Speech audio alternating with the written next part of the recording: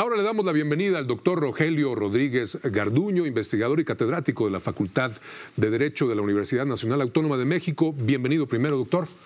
César, muy buenas tardes, gracias. Buenas tardes, no, gracias a ti por venir para hablar de un tema que seguramente nos interesa, la marihuana, esta iniciativa que ya presentó Olga Sánchez Cordero. Y empecemos por ahí.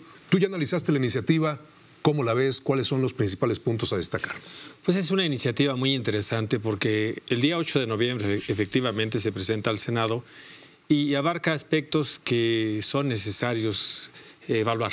Okay. Uno de ellos es que se refiere al consumo de la marihuana, sí. Se refiere, por otro lado, también a la comercialización, algo que no había estado presente en estos temas, y se refiere a la marihuana para efectos médicos y de investigación científica.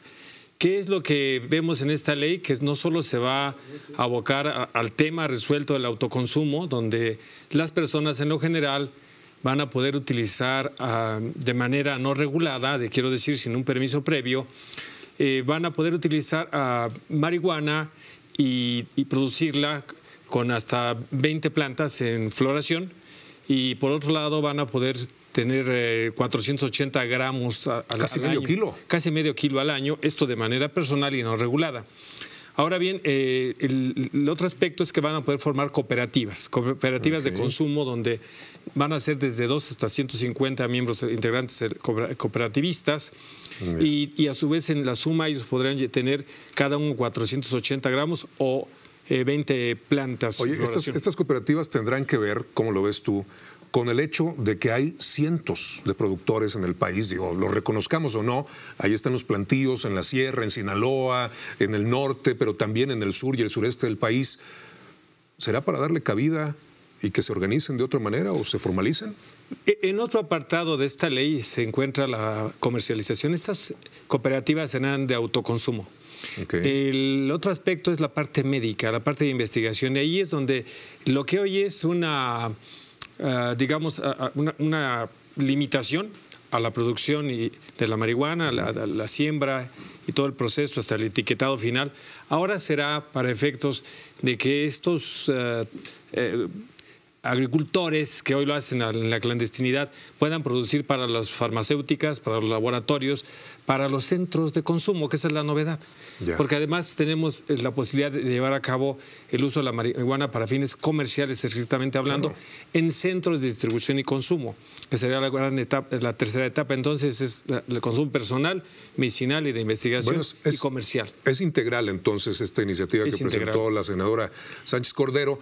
¿Tú la calificarías de positiva de acuerdo a lo que estamos viendo que pasa en el mundo? Me parece que sí, porque hasta ahora ningún país en el mundo ha dejado abierto en su totalidad esta parte. La ley se llama Ley General de Regularización y Control. Okay. Esto significa que vamos a abordar un tema que teníamos en la clandestinidad y lo vamos a regularizar y que hay un control. Pero el parámetro internacional es Uruguay o Canadá o Estados Unidos, donde el problema que han tenido es que se han quedado cortos en alguna manera. Nosotros estamos apostándole a 480 gramos, que pueden ser pocos, pero esa es la parte que alguien puede tener en su casa, en su propiedad privada sin permiso. Las 20 plantas o matas en floración, pero además las personas podrán acudir a estos centros de distribución y consumo, con muchas medidas restrictivas, afortunadamente todas ellas procurando generar una conciencia en el consumidor con una limitación. Los menores de edad no tendrán acceso a estos centros y se tomarán todas las medidas para que en su caso no se consuma en lugares públicos y frente a ellos. Ahora, si esto termina siendo positivo, ¿y qué es lo que sigue? ¿A quién le pondríamos la estrellita? ¿La Suprema, que adelantó con estas resoluciones, precipitó, digamos, esta iniciativa? ¿O la iniciativa va mucho más allá del camino judicial? Pues César, pones un tema en la mesa que hemos venido abordando y que es necesario que analicemos. Este tema nace del análisis que desde 2014 llevó a cabo la Suprema Corte de Justicia de la Nación a través de amparos indirectos en revisión, el famoso amparo Smart, y después los amparos a Ulrich Dichter, que fueron generando los criterios de la Suprema Corte de Justicia de la Nación, donde se dijo que las leyes prohibicionistas de la Ley General de Salud son inconstitucionales, porque van contra el libre desarrollo de la persona, contra la identidad personal y contra el derecho a la salud en su doble sentido. Entonces, la Corte, el día 31 de octubre de este año, sentó una jurisprudencia histórica. Yo creo que si pudiéramos cifrar las 5 jurisprudencias históricas más grandes, esta es una de ellas. Es una de las 5 de toda la historia de la Suprema. Historia de la Suprema Corte. ¿Por qué? Porque esta jurisprudencia que surge de los amparos indirectos en revisión confirma la inconstitucionalidad con una nueva condición. La nueva condición es que la jurisprudencia ahora es la base para que la Suprema Corte, como lo hizo la primera sala, notifique al órgano o a la autoridad responsable de la emisión de la ley. ¿Quién es? Es el Congreso de la Unión. ¿Qué es lo que pasó? Qué bueno que la ministra en el retiro, Olga Sánchez Cordero, haya presentado esta iniciativa que está llena de cuestiones positivas en su análisis inicial. Pero no es una mera reflexión unilateral. Es a mandamiento de la Suprema Corte de Justicia de la Nación, donde por medio de la figura jurídica que es la Declaratoria General de Inconstitucionalidad ha notificado al órgano emisor. Y cuando hablamos de la estrellita, la Suprema Corte de Justicia de la Nación ha emplazado al Congreso para que en 90 días supere la inconstitucionalidad. ¿Cómo es que el Congreso pretende superarla? Presentando esta ley. Así es. Y avanzando el proceso legislativo. Avanzando el proceso legislativo. Ahora, ¿qué sucederá si en 90 días, porque hoy leía y ayer analistas que señalaban que es posible que esto se difiera por la contenido político hasta mediados del próximo año? No puede ser, César Auditorio.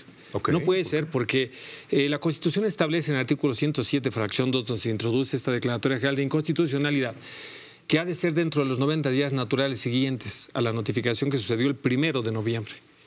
Que está corriendo. Entonces tenemos 90 días y si esto no sucede, entonces la Suprema Corte de Justicia de la Nación va a citar a sesión de pleno.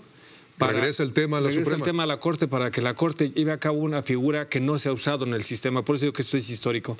Declarar inconstitucional con efectos generales a esas leyes provisionistas y esperar a que se llegue a la discusión en el Congreso, pero en tanto ya vendría una regulación. Porque hoy, ¿qué sucede, César, con esta jurisprudencia? Auditorio, es que cualquier persona que desee consumir o utilizar para fines lúdicos la marihuana puede acudir en un amparo y el juez de amparo de mero trámite se lo tiene que otorgar. ¿Pero qué queremos? Que no haya amparos. No, queremos que el papel del Estado regulado. Que esté regulado, que existan las medidas responsables del Estado, que se concientice a la población con esos llamamientos. Porque ese es el siguiente paso, preocuparnos por normalizarlo a nivel social, porque por lo que acabas de analizar, no hay vuelta de hoja. Antes de que finalice el primer trimestre del siguiente año, por una fuente o por otra, estará regularizándose la producción, la comercialización y el consumo de la marihuana en nuestro país. Y nos parece que eso es una cuestión positiva para el país. Pues vamos a ver, hay que hacerla positiva. Muchas gracias por estar aquí. César, a ti y al auditorio, como siempre, un gusto. Un gusto.